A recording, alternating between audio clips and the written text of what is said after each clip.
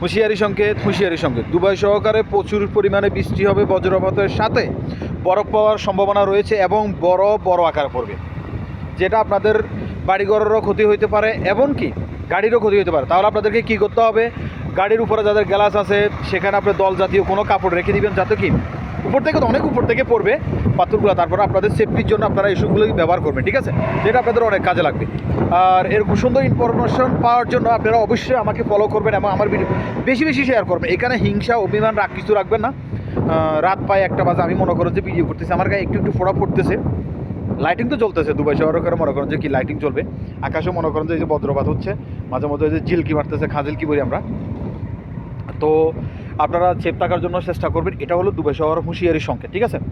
তো সবার সুস্বাস্থ্য কামনা করতেছি। আমি বাংলাদেশি একজন, প্রবাসে থাকি দুবাইতে।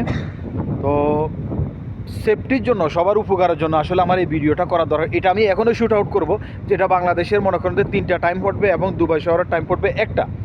তো আবারও সবার সুস্বাস্থ্য কামনা করতেছি, সবাই ভালো থাকেন এবং প্রচুর পরিমাণে বজ্রপাত হবে।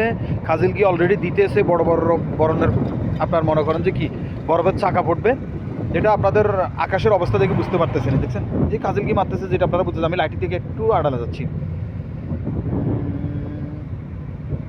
ঠিক আছে? আপনারা অবশ্যই দেখতে পাচ্ছেন। তো সবাই ভিডিওটাকে বেশি বেশি অনুরোধ রইল যে আপনারা ভিডিওটা বেশি বেশি শেয়ার করবেন।